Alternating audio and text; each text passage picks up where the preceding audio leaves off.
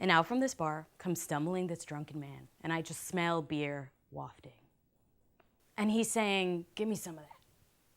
And I'm like, what the hell? I'm with my mom, and I feel protective of her too. And then he goes, I said, give me some of that.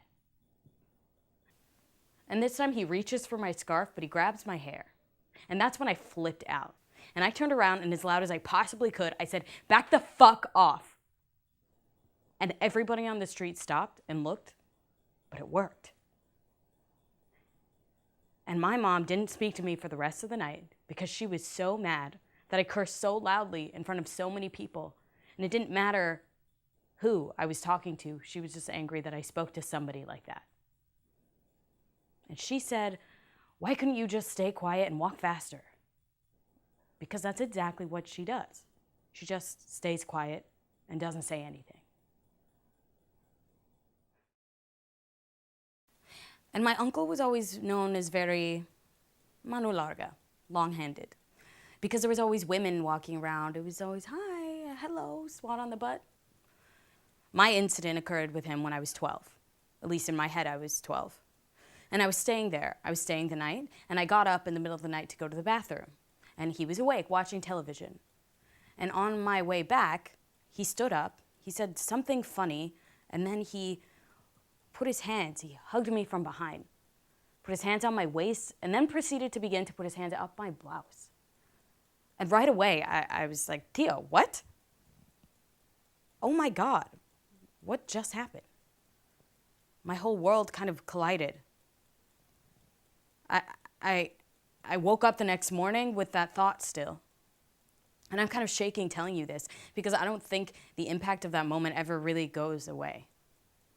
Because it taints your world. It removes any sort of rosy color that you had about this house or the safety of this house.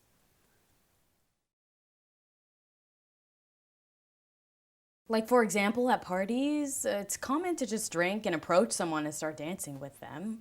You don't really ask them, do you want to dance, or do you want this? You don't usually ask questions. I mean, it's considered uncool or too formal for people to do, so you just grab the hips of somebody, like it's so reinforced by the music, like, grab somebody sexy. And so then you do, and then you rub your body all over them, and if you're in the position where you got grabbed, then you can either turn around and say, hey, get away from me, or you just quietly deal with it and wait for him to get bored and go away, or wait for your friend to come save you and say you're lesbian. Because it's not about whether you're into it. It's about the fact that you came to my frat party, so clearly you're here so that I can have fun.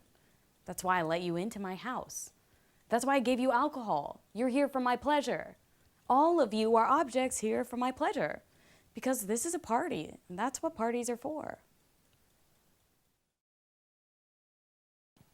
I'm not weak or vulnerable. That's not how I think of myself. That's crazy. I'd been drinking, but I can handle that. I'm the one in control, right? I am the predator, the player, the one who seduces. I can convince and talk and trick a woman into having sex. Find a way to make it easy. Make her easy. Isn't that what we're supposed to do, men? Just push and push and push until we get your consent?